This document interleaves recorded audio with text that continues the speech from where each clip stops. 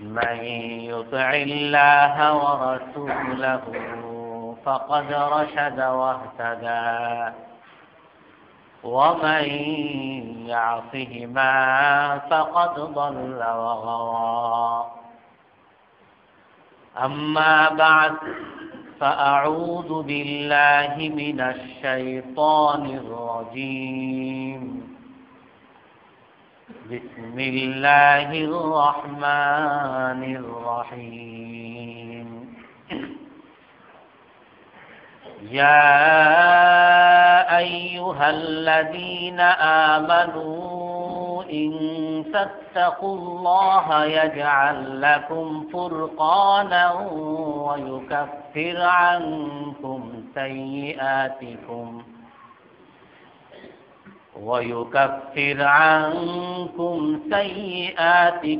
ويغفر لكم والله ذو الفضل العظيم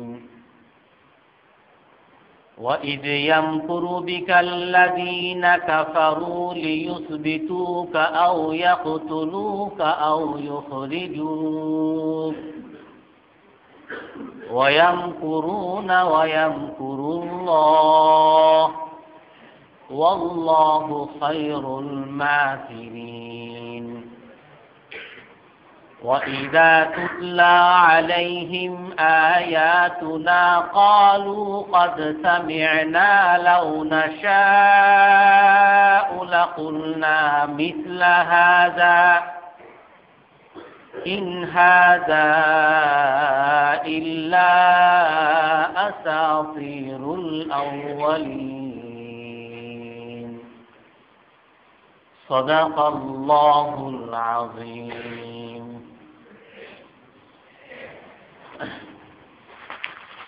আমরা রাসূল সাল্লাল্লাহু আলাইহি ওয়াসাল্লামের হিজরত নিয়ে আলোচনা করছিলাম। দ্বিতীয় অঙ্গীকারের পরে প্রায় 2.5 মাসের মধ্যে অধিকাংশ সাহাবায়ে কেরাম মক্কা থেকে মদিনায় হিজরত করেন এবং সাহাবায়ে কেরামের হিজরত করার ব্যাপারে কাফেরদের পক্ষে অনেক বাধা ছিল। এই বাধা অতিক্রম করেও সাহাবায়ে কেরাম হিজরত করেন। যেমন হযরত সুহাইব ইবনে সিনান রাদিয়াল্লাহু আনহুর ঘটনা আছে। উনি যখন মক্কা থেকে মদিনায় হিজরত করার জন্য বের হয়েছেন, ওনার প্রতিরোধে বেশ কিছু কাফের মক্কার কুরাইশরা তাকে প্রতিরোধ করল এবং বলল, আতাইতানা সালুকান ওয়া আসবাহা লাকা মালুক ওয়া কাসুরা মালুকা ওয়া তুরিদু আন তুহাজিরাল আনা বিমালিকা ওয়া নাফসিকা। যেটা কখনো হতে দিব না যে হে সুহাইব ইবনে সিনান, তুমি আমাদের দেশে আসছো খালি হাতে। ওনার আসল দেশ ছিল রুম দেশ থেকে এসেছিলেন উনি।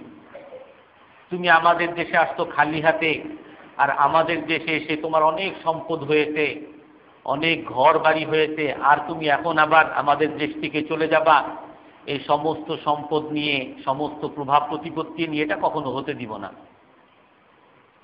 তো তখন হযরত সুহাইব বলছেন, আরাআইতা ইন উতি লাকুম মালি, যদি আমার সমস্ত সম্পদ তোমাদেরকে দিয়ে দেই তাহলে কি আমাকে হিজরত করতে দিবা? বললেন, হ্যাঁ তাহলে দিব। তো তখন হযরত সুহাইব রাদিয়াল্লাহু তাআলা আনহু বললেন যে আমার এই যে সম্পদ আমার কাছে আছে এবং আমার অমুক জায়গায় অমুক সম্পদ আছে, অমুক জায়গায় অমুক সম্পদ আছে, এই সবগুলো তোমাদেরকে দিয়ে দিলাম, তারপর আমাকে হিজরত করতে দাও। তো হযরত সুহাইব রাদিয়াল্লাহু তাআলা আনহু সব সম্পদের বিনিময়ে হিজরত করেছেন। আর তার ব্যাপারে উনি যখন রাসূল সাল্লাল্লাহু আলাইহি ওয়াসাল্লামের ওনার ব্যাপারে যখন রাসূল সাল্লাল্লাহু আলাইহি ওয়াসাল্লাম শুনতেন, তখন রাসূল সাল্লাল্লাহু আলাইহি ওয়াসাল্লাম বলতেন, রবিহা সুহাইব, রবিহা সুহাইব, সুহাইব তো লাভবান হয়ে গেছে, সুহাইব তো লাভবান হয়ে গেছে। এবং তার ব্যাপারে আল্লাহ তাআলা আয়াত নাযিল করতেন, ওয়া মিনান নাসি মান ইয়াশরি নাফসাহু বিতিগা মারদাতিল্লাহ ওয়াল্লাহু রাউফুন বিল ইবাদ।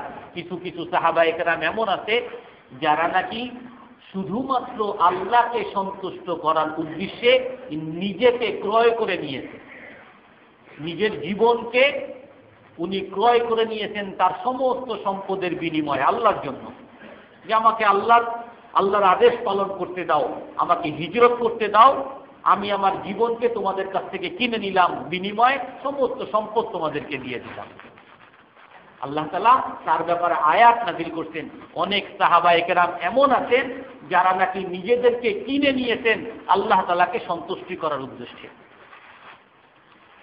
হযরত ওমর ইবনুল খাত্তাব রাদিয়াল্লাহু আনহু উনি যখন হিজরত করেন, হিজরত করার ইচ্ছা করলেন, মক্কার সবাইকে তো বাধা দিত, কাফেররা সবাইকে, সমস্ত সাহাবায়ে কেরামকে হিজরত করতে বাধা দিত।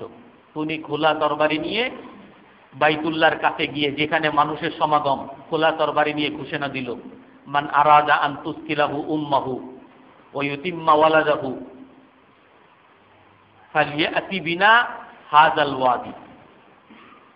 যে তোমাদের মধ্যে যে চায় তার মাকে দুঃখ দিতে, যে চায় তার স্ত্রীকে বিধবা বানাতে, যে চায় তার সন্তানদেরকে এতিম বানাতে, তোমাদের মধ্যে যার এই বুকের পাঠা আছে, ফালিয়াতি বিনা হাযাল ওয়াদি, আমার কাছে ওইখানে আমার সাথে মিলিত হও, কারণ আমি মদিনায় হিজরত করতে যাচ্ছি।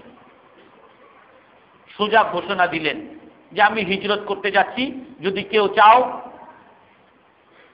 তোমার সন্তান হারা করতে, তোমার সন্তানদেরকে পিতা হারা করতে, তোমার স্ত্রীকে স্বামী হারা করতে, আর তোমার মাকে সন্তান হারা করতে, তাহলে আসো আমার সাথে মোকাবেলা করো, আমি তোমাদের সাথে মোকাবেলা করে তোমাদেরকে হত্যা করে তারপর আমি মদিনায় যাব। হযরত ওমর রাদিয়াল্লাহু তাআলা আনহুই সর্বপ্রথম ঘোষণা দিয়ে হিজরত করেন। তার আগে সবাই লুকিয়ে লুকিয়ে হিজরত করছিলেন। হযরত ওমর রাদিয়াল্লাহু তাআলা আনহুর সাথে তার আত্মীয় আইয়াস ইবনে রাবিয়া এবং হিশাম ইবনে আস, এই তিনজন হযরত ওমরের সাথে হিজরত করার কথা ছিল। এবং হযরত ওমরের বীরত্ব দেখে আরো 40 জন সাহাবায়ে কেরাম, যারা দুর্বল সাহাবী, যারা কাফেরদেরকে ভয় পেত, তারা হযরত ওমর রাদিয়াল্লাহু তাআলা আনহুর সাথে হিজরত করেছেন। হযরত ওমরের সাথে বিশেষ করে যে তিনজন, হিশাম ইবনে আস এবং আইয়াস ইবনে রাবিয়া যাওয়ার কথা ছিল, হিশাম ইবনে আস কাফেরদের কারণে আর যেতে পারে নাই। আইয়াস ইবনে রাবিয়া হযরত ওমরের সাথে হিজরত করেন। যখন হিজরত করেন তখন আবু জেহেলের ভাই আইয়াস ইবনে রাবিয়া, আবু জেহেলের মায়ের পক্ষ থেকে ভাই আবু জেহেল এবং তার আরেক ভাই হিশাম, এই দুইজনকে নিয়ে মদিনায় গেল। মদিনায় যাওয়ার পরে আইয়াস ইবনে রাবিয়াকে বলতেছে যে দেখো, তোমার মা কসম খেয়েছে, লা ইয়ামাসসা শা'রাহা মাসতুন ওয়ালা তাস্তাযিল বিশামসিন হাত্তা তারাকা। কসম খেয়েছে যে যতক্ষণ পর্যন্ত তোমাকে না দেখবে তোমার মা মাথা আঁচড়াবে না, তোমার মা কোনো ছায়াও গ্রহণ করবে না, রোদের মধ্যে থাকবে, বাইরে ঘুমাবে, বাসায় ঘুমাবে না। তোমার জন্য এত দুঃখিত তোমার মা। এখন চলো, তোমার মাকে তুমি সান্ত্বনা দিয়ে, তোমার মা তোমাকে দেখার পরে তুমি যদি আবার হিজরত করতে চাও, আবার পরে হিজরত করো। তো আইয়াস ইবনে রাবিয়া মায়ের কথা শুনে, মায়ের দুঃখের কথা শুনে, মায়ের কসমের কথা শুনে তার মন গলে গেল। তো সে আবু জেহেলের সাথে, তার ভাইয়ের সাথে যাওয়ার জন্য আগ্রহ প্রকাশ করল। তখন হযরত ওমর রাদিয়াল্লাহু তাআলা আনহু তাকে বাধা দিলেন। ইন্নাল কওমা লা ইফতিনুকা লা ইউখরিজুকা ইল্লা লিইফতিনু, যে তোমার এই ভাইরা তোমাকে এখন ইসলাম থেকে ফিরানোর জন্য চক্রান্ত করতেছে। তুমি তাদের কথায় প্রভাবিত হইও না, প্রতারিত হইও না তাদের কথায়, তুমি তাদের কথা শুইনো না। ওয়াল্লাহি ইন্না উম্মাকা লাউ ইস্তাআযাত বিল কুম্মাল লাম তাশাতাত, তোমার মা যদি উকুনের কারণে কষ্ট পায়, কষ্ট পেতে পেতে একসময় মাথা আঁচড়াবে, উকুন সরাবে। ওয়া ইন তাআযাত বিশামস লাস্তাযাল্লাত, আর সূর্যের তাপের কারণে কষ্ট পেতে পেতে, বাইরে ঘুমাতে ঘুমাতে কষ্ট পেতে পেতে একসময় ঘরের মধ্যে যাবে। তুমি তোমার মায়ের জন্য দুঃখ করো না, তোমার মায়ের কথা বলে তোমাকে চক্রান্ত করতেছে, ষড়যন্ত্র করতেছে, তোমার ইসলাম থেকে তোমাকে ফিরাতে চাচ্ছে। কিন্তু আইয়াস ইবনে রাবিয়া মায়ের জন্য দরদি হয়ে আর থাকতে পারলেন না, যাবেনি উনি।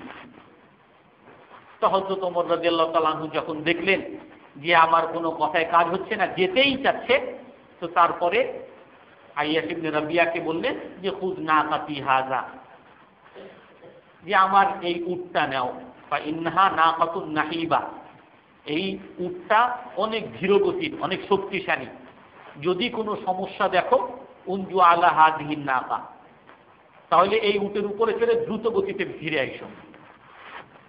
হযরত ওমর রাদিয়াল্লাহু তাআলা আনহু আইয়াস ইবনে রাবিয়াকে উপকার করে যাচ্ছেন, যদিও তার কথা শুনে নাই। মহান উদারতা, মুসলমান উদার হয়।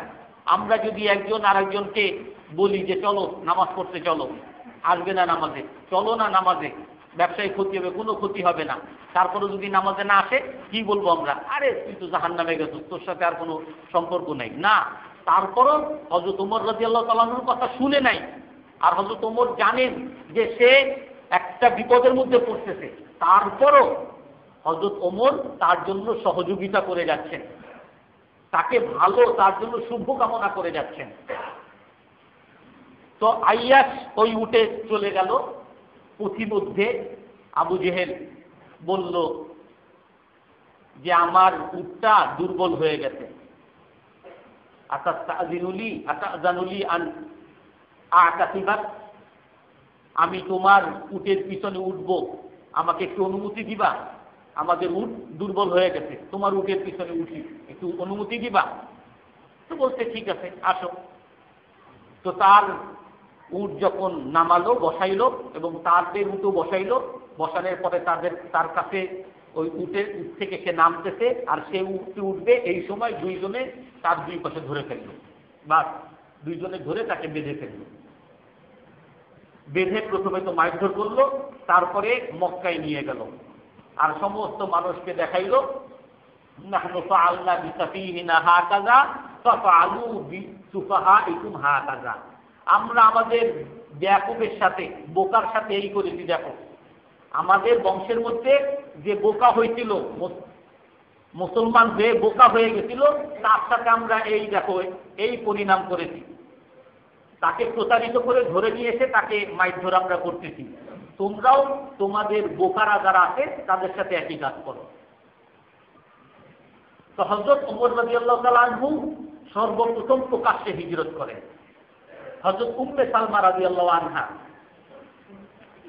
উনি এবং ওনার স্বামী আবু সালমা রাদিয়াল্লাহু আনহু এবং ওনাদের একটা 1 বছরের শিশু, প্রথমে ওনারা হাবশায় হিজরত করেন।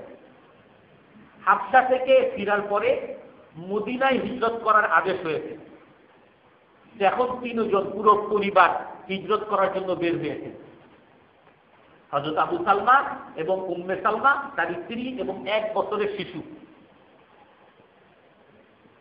তো মাঝখানে হযরত উম্মে সালমার বংশ আটকাইছে যে কোথায় যাও, তোমাদেরকে হিজরত করতে দিব না, মদিনায় তোমাদেরকে যেতে দিব না। তো তখন হযরত আবু সালমা উনি বলতেছেন যে না, আমি যাবই, আমি আমার পরিবারকে নিয়ে মদিনায় যাবই, দরকার হয় তোমাদের সাথে যুদ্ধ করব।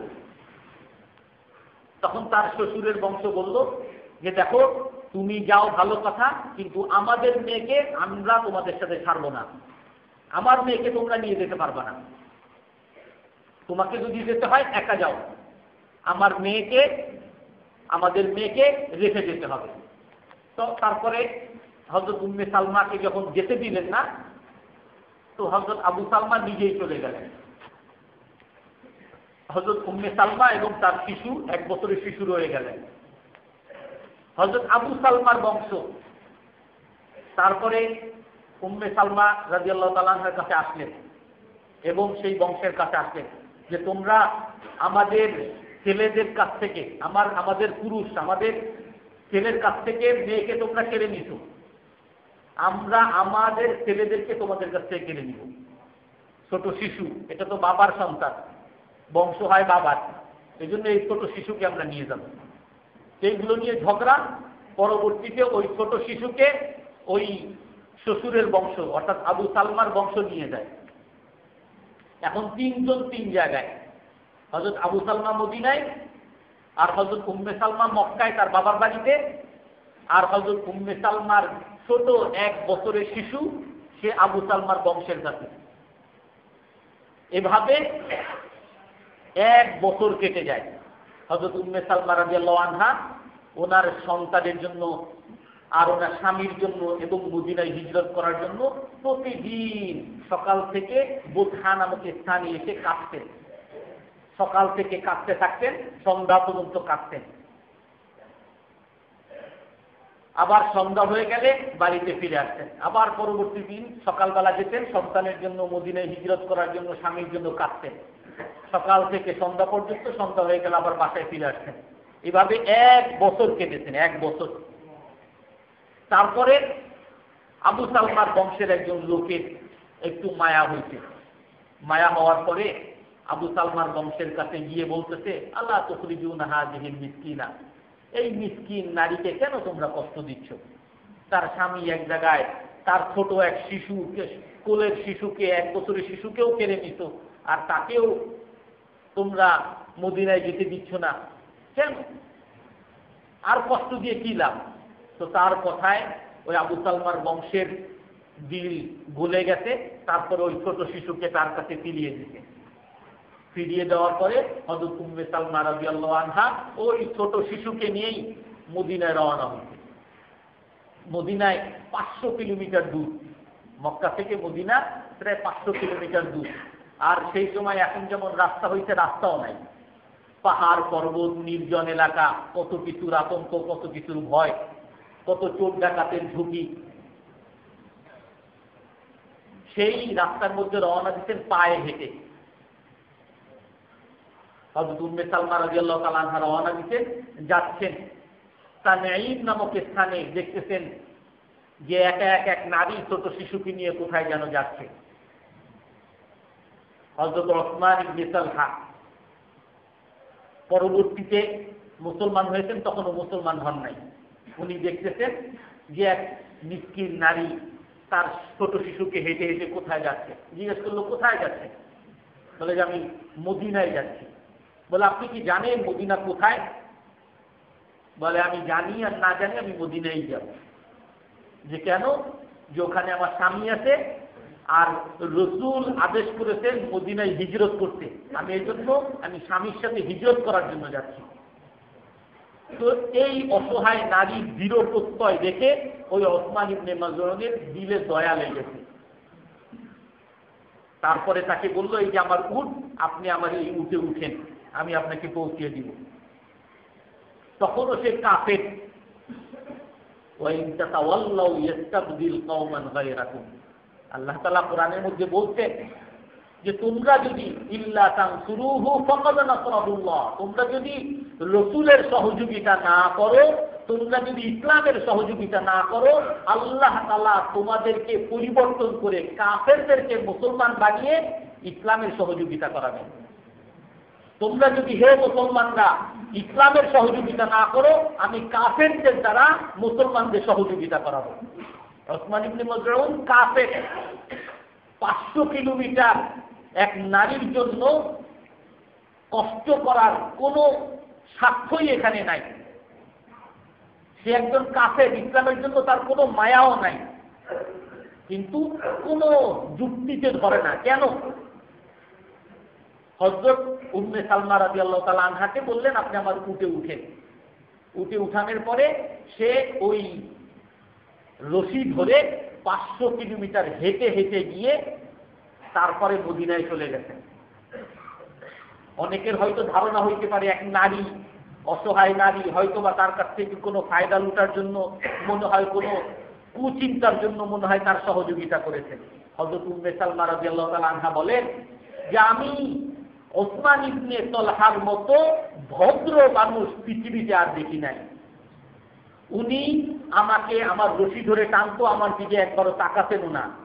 আমার যদি কখনো প্রয়োজন হতো, কোথাও তাঁবু আমরা থাকবো, উনি রশি উট নামিয়ে উট থামিয়ে উনি দূরে চলে যেতেন আর আমাকে আলাদা রেখে দিতেন যে আমি আমার প্রয়োজন আমি সেরে আমি আবার উঠে উঠে যেতাম। আবার উনি দূর থেকে এসে আমার রশি ধরে ধরে সামনে নিয়ে যেতেন, যে আমার দিকে একবারও তাকানো নাই উনি। আর আমাকে তার বাহন, সে নিজে বাহনে না উঠে আমাকে তার বাহনে 500 কিলোমিটার বহন করে নিয়ে গেছেন আর উনি রশি ধরে ধরে নিয়ে গেছেন।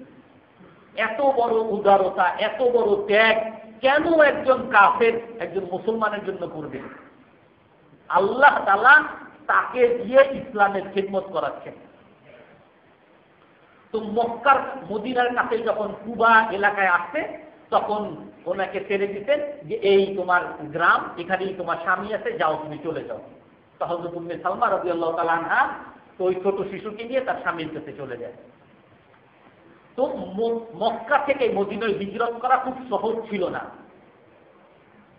আর খুব আনন্দদায়কও ছিল না।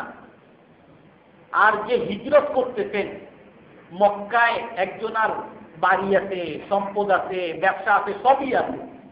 আর মদিনায় হিজরত মানে মদিনায় অচেনা এক জায়গা, অপরিচিত এক স্থান, যেখানে কিছুই নাই, আশ্রয় দেওয়ার মতো কে দিবে বা না দিবে কোনো নিশ্চয়তা নাই। এবং মদিনায় যাওয়ার পরে কি হবে, সমস্ত মুসলমানরা মদিনায় একত্রিত হচ্ছে, কাফেররা মক্কা থেকে আক্রমণ করে যে সবাইকে শেষ করে দিবে না তার কোনো নিশ্চয়তা নাই। সমস্ত কাফেররা যে একত্রিত হয়ে মুসলমানদের উপর আক্রমণ করবে না তার কোনো নিশ্চয়তা নেই। হাজারো সামনে ঝুঁকি, হাজারো হুমকি, তারপরও সাহাবায়ে কেরাম আল্লাহ তাআলার আদেশ পালন করতেছেন। সমস্ত সাহাবায়ে কেরাম 2.5 মাসের মধ্যে, বায়াতুল আকাবা হওয়ার 2.5 মাসের মধ্যে প্রায় অধিকাংশ সাহাবায়ে কেরাম মক্কা থেকে মদিনায় হিজরত করে চলে যান। হযরত আবু বকর রাদিয়াল্লাহু তাআলা আনহু রাসূলের কাছে আসেন যে আমিও হিজরত করতে চাই। হে আল্লাহর রাসূল, আমি আপনার কাছে অনুমতি চাই, আমি হিজরত করব। তো আল্লাহর রাসূল তাকে বলেন, লা তাআজ্জাল ফা ইন্নাল্লাহা ইয়াজআলু লাকা সাহিবা, তুমি তাড়াতাড়ি করো না, আল্লাহ তাআলা তোমার জন্য একজন সঙ্গী তৈরি করবেন। হযরত আবু বকর রাদিয়াল্লাহু তাআলা আনহু তখন আশান্বিত হইতেন, হয়তোবা রাসূলকে আমার সঙ্গী বানাবেন। তো বারবার আসতেন হযরত আবু বকর, আর রাসূল সাল্লাল্লাহু আলাইহি সাল্লাম তাকে বলতেন যে লা তাআজ্জাল ফা ইন্নাল্লাহা ইয়াজআলু লাকা সাহিবা। তো রাসূল এই কথা বলতেন প্রায় 4 মাস আগে। হযরত আবু বকর রাদিয়াল্লাহু তাআলা আনহু ওই 4 মাস থেকে মদিনায় হিজরত করার জন্য এবং রাসূল হযরত আবু বকরের সাথে হিজরত করবে এই জন্য পূর্ণ প্রস্তুতি নিয়ে রাখতেন। 2টা বাহন কিনে রেডি রাখতেন এবং তাদের সাথে একজন গোলাম যাবেন, সেই গোলামকেও রেডি রাখতেন এবং একজন পথ প্রদর্শক, তারা তো রাস্তা চিনেন না, ওই পথ প্রদর্শকও রেডি রাখতেন। 4 মাস ধরে অপেক্ষা করতেন কবে আল্লাহ রাসূল বলবেন যে চলো। এদিকে কাফেররা যখন দেখলো যে সমস্ত সাহাবায়ে কেরাম মক্কা থেকে মদিনায় হিজরত করতেছেন, তো তারা ভবিষ্যৎ ঝুঁকি, ভবিষ্যৎ হুমকি বুঝতে পারল। তারা মক্কা থেকে এবং তায়েফ থেকে, তায়েফেও মক্কাবাসীদের অনেক ব্যবসায়ী অনেক কেন্দ্র আছে, মক্কা এবং তায়েফের যত জিনিসপত্র হয় এবং স্বর্ণ, এগুলো তারা ব্যবসা বাণিজ্য করে সিরিয়ায় কয়েক কোটি টাকা, কয়েক শত কোটি টাকার ব্যবসা বাণিজ্য সিরিয়ার সাথে। আর ওই ব্যবসা সিরিয়ায় যাওয়ার পথ হলো এই মদিনার উপর দিয়ে। তারা জানে যে মদিনাবাসীরা, ইয়াসরাববাসীরা অনেক যুদ্ধবাজ, তারা যুদ্ধ করতে পারঙ্গম, এবং আউস এবং খজরজ তাদের মধ্যে বিভেদ ছিল। আর এই মুসলমান যাওয়ার কারণে তাদের মধ্যে সেই বিভেদও চলে গেছে। তারা মুসলমানদের পাশে পুরো দাঁড়াচ্ছে। আর যদি তারা মুসলমানদের পূর্ণ সহযোগিতা করে, তাহলে তারা বুঝতেছে যে ভবিষ্যৎ তাদের ব্যবসা বাণিজ্য, অর্থনৈতিক অবস্থা খুবই নাজুক অবস্থায় চলে যাবে। এবং ওই মদিনাবাসীরা তারা মিলে, মুসলমানরা মিলে তাদের সহযোগিতা নিয়ে যদি তাদের উপর আক্রমণ করে, তো কখনো তার প্রতিরোধ তারা করতে পারবে না। এই ঝুঁকি তারা বুঝতে পেরে তারা কি করবে এটা নিয়ে মশওয়ারায় বসলো, বৈঠকে বসলো দারুন নাদওয়ায়। সেখানে 14 জন মানুষ, আবু জেহেল বনু জাহাম গোত্র থেকে, আব্দে শামসের গোত্র থেকে শাইবা ইবনে রাবিয়া, উতবা ইবনে রাবিয়া, আবু সুফিয়ান ইবনে হারব, বনি আব্দে মানাফ থেকে আবুল বক্তারি, জামা ইবনে আসওয়াদ, হাকিম ইবনে হিজাম, নবী ইবনুল হাজ্জাজ, মুনাব্বা ইবনুল হাজ্জাজ, 14 জন বড় বড় নেতা। তারা নদুয়া, দারুন নদুয়া নামক স্থানে তারা মশওয়ারায় বসলো, বৈঠকে বসলো, কি করা যায় এই কঠিন পরিস্থিতিতে মুসলমানদের প্রতিরোধ করার জন্য, কি করা যায়। তারা যখন বসলো, এক বুড়া লোক তাদের কাছে আসলো। তাদের একটা গোপন বৈঠক, কেউ জানে না এই বৈঠক সম্পর্কে। এখন ওই বুড়া লোককে দেখে তারা সবাই অবাক। আরে, আমাদের এই বৈঠক সম্পর্কে আমরা কিছু নেতৃস্থানীয় লোক তারা তো কেউ জানে না, এ কোত্থেকে আসলো? বললো, মানানটা কে তুমি? বললো যে রজুলুম মিন নাজদ قد سمع لماذا استعدتم له فجاء فحضر معكم حتى يسمع ما تقولون। যে নাজদের, নাজ ইয়ামানের অনেক দূরে, ওখান থেকে একজন লোক, এক বৃদ্ধ লোক তোমাদের কাছে আসছে। সে শুনতে পেয়েছে তোমরা কেন বসছো, তোমরা কি আলোচনা করো, আমি শুনতে চাই। ওয়ালা ইয়াদিমুকুম মিনহু রাইয়ান ওয়া নুসহা, আর আমিও তোমাদেরকে খুব ভালো পরামর্শ দিতে পারবো। তো বুদ্ধিজীবী দেখে মনে হইল, তাকে দেখে মনে হইল যে বুদ্ধিজীবী, তাদের উপকারী, ঠিক আছে, উদ্যোগ তাকে ঢুকানোর অনুমতি দিল। এখন সর্বপ্রথম আবুল আসওয়াদ সে প্রস্তাব উত্থাপন করলো, কি করা যায়। নুখরিজুহু মিন বিলাদিনা ওয়া নুফিহি মিন বিলাদিনা, আমরা এই মুহাম্মদ সাল্লাল্লাহু আলাইহি সাল্লামকে আমাদের দেশ থেকে বিতাড়িত করে দিব। ওয়ালা নুবালি আইনা যাহাবা ওয়ালা হাইতু ওয়াকা, তারপরে কোথায় গেল না না গেল, কোথায় গিয়ে মরল, আমাদের আর দেখার বিষয় না। আমরা তো মাথা, আমাদের চিন্তামুক্ত হইলাম। কদ আসলাহনা আমরানা, আমরা আমাদের চিন্তামুক্ত হয়ে গেলাম, আমরা তাকে বিতাড়িত করে দিব। এখন ওই নাজদের যে বুড়া লোক, এই বুড়া লোক ছিল শয়তান। এই শয়তান বুড়া লোক বলতেছে, মা হাযা লাকুম বিরাই, এটা কোনো তোমাদের মত হইল না। কেন? যে যদি তোমরা তাকে তোমাদের দেশ থেকে বিতাড়িত করো, মা আমিনতুম আলা আন ইয়াহুল্লা ফিল আরাব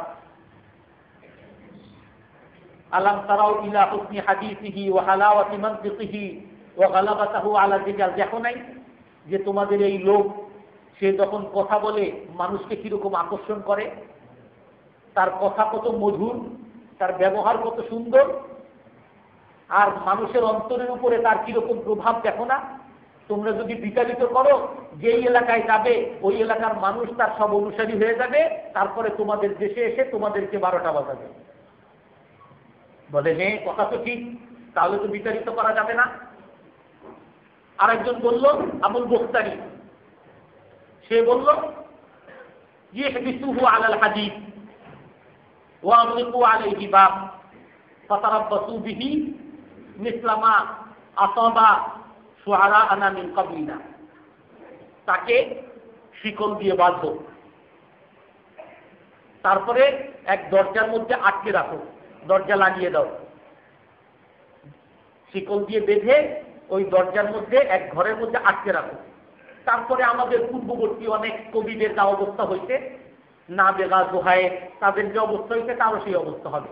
ওই অন্ধকার ঘরের মধ্যে থাকতে থাকতে একসময় মরে যাবে। এখন ওই শয়তান নাজিদের সেই বুড়া বলছে মা হাজা আলা কুম্বিরা, এটাও একটা ভালো কোনো সিদ্ধান্ত হইল না। কেন? যে যদি তোমরা তাকে ঘরের মধ্যে আটকায় রাখো, লা ইয়াখরুজান্না আমরুহু মিন ওয়ারাই হাযাল বাবিলা আসহাবিহি ফায়াগলিবুনা আলাইকুম, তোমরা ঘরের মধ্যে আটকায় রাখলে এই বন্ধ দরজা থেকেই তার সঙ্গীদের কাছে খবর চলে যাবে যে তাকে তোমরা আটকায় রাখলে, আর তার সঙ্গীরা সবাই মিলে তোমাদের উপর আক্রমণ করে তাকে মুক্ত করে নিয়ে যাবে। মুক্ত করে নিয়ে তারপরে তোমাদের উপর আক্রমণ করবে, তোমাদের 12টা বাজাবে। তাহলে তো এটাও কোনো মত হইল না। আবু জেহেল এখন বলল যে আমার কাছে একটা মত আছে, যদি তোমরা শুনতে চাও। বলে হে আবুল হাকাম, বলো, তোমার মতই তো আমরা সবাই সম্মান করি, বলো তুমি। সে বলল যে আমরা নাখুয মিন কুল্লি কাবিলাতিন ফাতান জালিদান নাসিবান ওয়াসিতা, আমরা আমাদের আরবের মধ্যে মক্কার মধ্যে যত বংশ আছে প্রতি বংশ থেকে একজন যুবক নির্বাচন করব, একজন যুবক বাহাদুর এবং যুদ্ধ করতে পারদর্শী এরকম এবং প্রভাবশালী এরকম প্রতি গোত্র থেকে আমরা এক একজন করে নিব। এবং প্রত্যেককে ধারালো তলোয়ার দিব। তারপরে ফানাহজিমু আলাইহি ওয়া নাদরিবু মা'a বা'দ, সবাই মিলে আমরা একত্রে হামলা করব। হযরত মুহাম্মদ সাল্লাল্লাহু আলাইহি ওয়াসাল্লামের উপরে আমরা সবাই মিলে একত্রে হামলা করব আর হামলা করে তাকে মেরে ফেলব। এখন যদি তার বংশের লোকরা যদি প্রতিশোধ নিতে আসে তো প্রতিশোধ কার নিবে? সমস্ত আরবের বিরুদ্ধে, সমস্ত মক্কাবাসীর বিরুদ্ধে তার প্রতিশোধ নিতে পারবে না, সমস্ত বংশের বিরুদ্ধে তার প্রতিশোধ নিতে পারবে না, সবার সাথে তো আর লাগতে পারবে না। তখন যে কোনো একটা আপোষ রফা আমরা করে নিব, সভায় তাদেরকে কিছু টাকা পয়সা দিয়ে ফিরিয়ে দিয়ে বুঝ দিয়ে দিব। এখন ওই শয়তান বলল হাযা রা'য়ুন জাদিমুন, এইটাই হলো একটা ভালো মত। সবাই একমত হইল। 26শে সফর 14 মানে প্রথম হিজরি 26শে সফরে তারা সিদ্ধান্ত নিল যে আজকে রাত্রেই আমরা এই আমাদের যে সিদ্ধান্ত নিলাম এটা বাস্তবায়ন করব। তারা সিদ্ধান্ত নিয়ে ওই তাদের পুরো বংশ থেকে 11 বংশ থেকে 11 জন মানুষ নিল। আবু জেহেল ছিল তার মধ্যে, আবু লাহাব ছিল, নাবি ইবনে হাজ্জাজ, মুনাব্বা, 2 ভাই, মুনাব্বা ইবনে হাজ্জাজ, উবাই ইবনে খালদ, উতবা ইবনে রাবিয়া, শাইবা ইবনে রাবিয়া, তারা সবাই ছিল 11 জন। আল্লাহ তাআলা কোরআনের মধ্যে বলেন ওয়াইয ইয়ামকুরু বিকাল্লাযীনা কাফারু লিয়ুসবিতুক আও ইয়াকতুলুক আও ইউখরিজুক ওয়া ইয়ামকুরুনা ইয়ামকুরুল্লাহ। হে আল্লাহর রাসূল, ষড়যন্ত্রকারীরা, কাফেররা ষড়যন্ত্র করতেছে, আপনাকে আটকে রাখবে, আপনাকে হত্যা করবে, ওয়া ইউখরিজুক, আপনাকে বিতাড়িত করার ষড়যন্ত্র করতেছে। ওয়া ইয়ামকুরুনা ওয়া ইয়ামকুরুল্লাহ, আর এই ষড়যন্ত্রকারীরা ষড়যন্ত্র করতেছে আর আল্লাহ তাআলাও তাদের ষড়যন্ত্রের বদলা ঠিক করতেছেন। ওয়াল্লাহু খায়রুল মাকিরিন, আর আল্লাহ তাআলা ষড়যন্ত্রকারীদের উত্তর কিভাবে দেওয়া লাগে এটা আল্লাহ তাআলা সবচেয়ে ভালো জানেন। আল্লাহ তাআলার ভাষাটা এরকম, খায়রুল মাকিরিন, আল্লাহ তাআলা উত্তম ষড়যন্ত্রকারী। শব্দ কিন্তু এরকম। আল্লাহ তাআলা তো ষড়যন্ত্রকারী হইতে পারে না। অনেক সময় আমরা কথায় কথায় বলি আমার সাথে মাস্তানি করো, আমিও বড় মাস্তান। মানে আমি মাস্তান ঠিক না, কিন্তু মাস্তানের উত্তর কিভাবে দেওয়া লাগে সেটা আমি জানি। আল্লাহ তাআলা বলেন আমি বড় ষড়যন্ত্রকারী, মানে ষড়যন্ত্রকারীদের কিভাবে উত্তর দেওয়া লাগে আল্লাহ তাআলা ভালো জানেন। এটা সমস্ত মুসলমানদের ক্ষেত্রে প্রযোজ্য। যে কোনো মানুষ ইসলামের কাজ করতে যাবে, ইসলামের আলোচনা করতে যাবে, ইসলামের দাওয়াত দিতে যাবে, তার বিরুদ্ধে ষড়যন্ত্র হবে। কাফেরদের পক্ষ থেকে ষড়যন্ত্র হবে, তাকে বিচারিত করার ষড়যন্ত্র হবে, হত্যা করার ষড়যন্ত্র হবে, তাকে বন্দী করার ষড়যন্ত্র হবে। এই জন্য ইসলামের কথা বলতে গিয়ে যে আমরা পিষ্ট হয়ে যাব, এটা কোনো মুসলমানের কাজ না।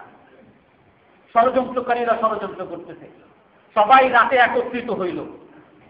একত্রিত হওয়ার পরে সবাই দাঁড়াইছে যে এই ঘরের মধ্যে যখনই রাত্রে বের হয়, তারা জানে যে রাসূল সাল্লাল্লাহু আলাইহি ওয়াসাল্লাম শেষ রাতে বের হয় তাহাজ্জুদ পড়ার জন্য, তখন আমরা সবাই একসাথে আক্রমণ করব। এদিকে আল্লাহ তাআলা হযরত জিবরাইল আলাইহিস সালামকে পাঠিয়ে দিতেন। জিবরাইল বলতেছেন, হে আল্লাহর রাসূল, কাফেররা তো এই ষড়যন্ত্র করছে, এখন কি করতে হবে? এই ষড়যন্ত্র থেকে বাঁচার জন্য কি করতে হবে? জিবরাইল বলে দিতেন, আল্লাহ তাআলা বলে দিতেন, লা তাবিত হাযিহিল লাইলাতা ফিল মাকানিল্লাযী কুনতা তাবিতু ফি। আপনি যেখানে ঘুমাইতেন সেখানে আজকে রাতে আপনি আর ঘুমাবেন না, এবং আপনাকে আল্লাহ তাআলা আজকেই হিজরত করার আদেশ করেছেন। তো যেই বাড়ি চারদিকে ঘিরে রাখতেন, সেই বাড়িতে আল্লাহর রাসূল আসতেন এবং হযরত আলী রাদিয়াল্লাহু তাআলা আনহুকে নিয়ে আসতেন। আল্লাহর রাসূল হিজরত করবেন। যত শত্রুতা, ষড়যন্ত্র যা কিছু হইতে পারে, ব্যবহার লেনদেন মুসলমানের কখনো খারাপ হইতে পারে না। সবসময় কাফের হোক, অমুসলিম হোক, কিন্তু তার সাথে ব্যবহার মুসলমানের ভালো হইতে হবে, তার সাথে অর্থনৈতিক লেনদেন মুসলমানের ভালো হইতে হবে। রাসূল সাল্লাল্লাহু আলাইহি সাল্লাম আমানতদার ছিলেন। সমস্ত কাফেররা রাসূলের কাছে টাকা আমানত রাখত। রাসূল, মক্কার সমস্ত লোকরা রাসূলের ষড়যন্ত্র করতেছে, রাসূলের বিরুদ্ধে শত্রুতা করতেছে, তাই বলে রাসূল সবার টাকা নিয়ে ভেগে যাচ্ছেন না। টাকাগুলো হযরত আলীর কাছে দিতেছেন যে অমুকের আমানত এগুলো, আমি তো চলে যাচ্ছি, অমুকের আমানত পৌঁছে দিয়ে তারপরে তুমি মদিনায় আসবা। কত বড় ঝুঁকি! হযরত আলী রাদিয়াল্লাহু তাআলা আনহুকে রাসূলের চাদর দিয়ে বিছানায় শোয়ে দিলেন যে এখানে শোবা তুমি, কিন্তু আর এটাও আশ্বস্ত করলেন যে আল্লাহ তাআলা তোমার কোনো ক্ষতি হতে দিবে না। হযরত আলী রাদিয়াল্লাহু তাআলা আনহু জানেন ওই বিছানায় শুয়ে থাকলে তারা যে কোনো সময় রাসূল ভেবে আক্রমণ করবে, উনি মরে যেতে পারেন, কিন্তু আল্লাহ রাসূলের সহযোগিতা করতেছেন, ইসলামের সহযোগিতা করতেছেন নিজের জীবনকে ঝুঁকিতে রেখে। তো রাসূল সাল্লাল্লাহু আলাইহি সাল্লাম হযরত আবু বকরের কাছে গেলেন ওই দিন দুপুরবেলা, যেদিন ষড়যন্ত্র হয়েছে রাত্রবেলা এটা করবে, দুপুরবেলা হযরত আবু বকরের কাছে গেছেন। হযরত আয়েশা রাদিয়াল্লাহু তাআলা আনহা বলেন যে আল্লাহর রাসূল আমাদের কাছে আসে, একজন লোক এসে খবর দিল, হাযা রাসূলুল্লাহ মুতাকান্নিআন ওয়া হুয়া লা ইয়াতিনা ফি সাআতিজ যুহর। আল্লাহর রাসূল মুখ আটকে রেখে, মুখ বন্ধ করে আমাদের ঘরে আসতেন। এমন সময় আসতেন যেই সময় উনি কখনো আসতেন না। তো হযরত আবু বকর শোনার পরে যে নিশ্চয়ই এমন কিছু হইতে, কোনো কঠিন ব্যাপার হইতে না, উনি তো এই সময় আসেন না। তো রাসূল সাল্লাল্লাহু আলাইহি সাল্লাম অনুমতি চাইলেন যে ঘরে ঢুকার। তো হযরত আবু বকর রাদিয়াল্লাহু তাআলা আনহু ঘরে ঢুকার অনুমতি দিলেন। আল্লাহ তাআলা আমাদের সকলকে ইসলামের জন্য সহযোগিতা করার তৌফিক দান করেন। যারা সুন্নত করি না, সুন্নত করে নিন।